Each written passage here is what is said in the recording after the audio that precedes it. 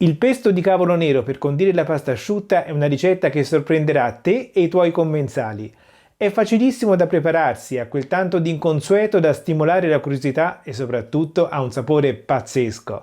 Andiamo a prepararlo insieme. Ho preso un cespo di cavolo nero. La prima cosa da fare è pulire il cavolo, cioè levare le coste e tenere la parte morbida delle foglie.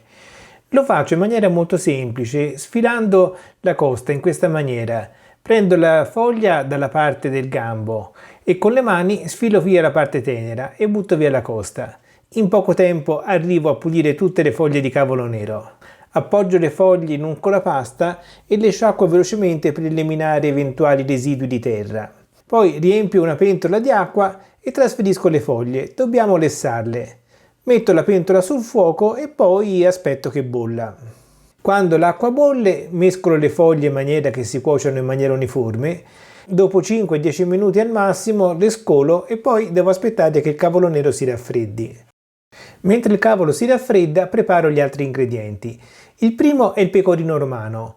Ne taglio circa 100-150 grammi e lo faccio a pezzetti più piccoli e poi lo trasferisco nel tritatutto in maniera da tritarlo ed averlo pronto per poi fare il pesto. Bastano pochi secondi di azione del tritatutto ed ecco che il formaggio è grattugiato. E adesso posso metterlo da parte. Gli ingredienti successivi sono le noci, prendo circa 40 grammi, e una manciatina di pinoli. Anche questi li trito e una volta che sono tritati, bastano veramente pochi secondi, li metto da parte. Levo la buccia e un paio di chicchi di aglio, li trito grossolanamente e li metto momentaneamente da parte. Recupero il cavolo nero che nel frattempo si è raffreddato, poi lo taglio grossolanamente con il coltello. Metto un po' di olio d'oliva nel tritatutto che non ho ritenuto necessario ripulire. Poi metto gli spicchi d'aglio e poi un po' di cavolo nero. E a questo punto comincio a frullare aggiungendo via via il cavolo nero gradualmente in maniera che non si impasti nel tritatutto. Si dovrebbe aggiungere solo olio, ma io aggiungo anche un pochino di acqua per facilitare l'azione del tritatutto. In questa maniera il pesto di cavolo nero non sarà troppo pesante. Aggiungo anche un po' di olio, quanto necessario per far sì che il cavolo nero si triti. Ecco, vediamo che a questo punto è tritato in maniera abbastanza uniforme. Adesso posso aggiungere le noci e pinoli che avevo tritato prima e anche il formaggio. Aziono abbastanza lungamente il tritatutto in maniera da uniformare tutti gli ingredienti.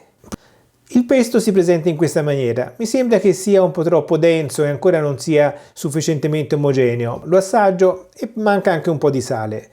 Aggiungo il sale, ricordiamo che nel pecorino romano c'è il sale per cui è bene assaggiare, e anche un po' di olio per rendere più omogeneo il pesto.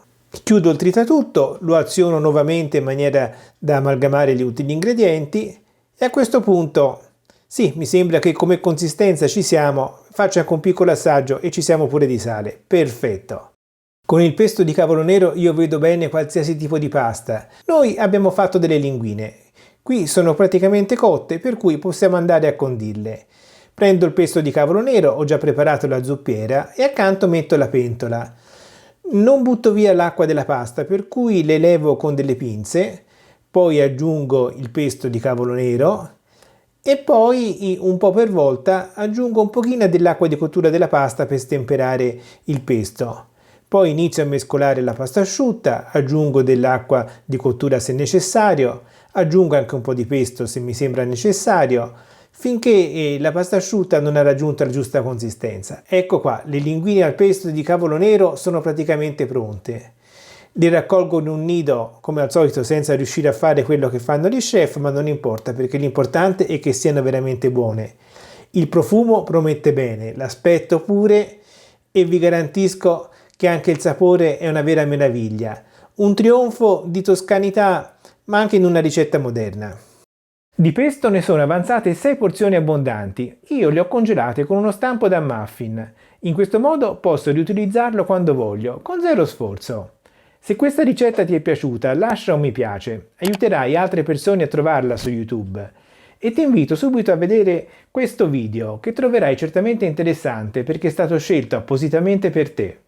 Alla prossima, ciao!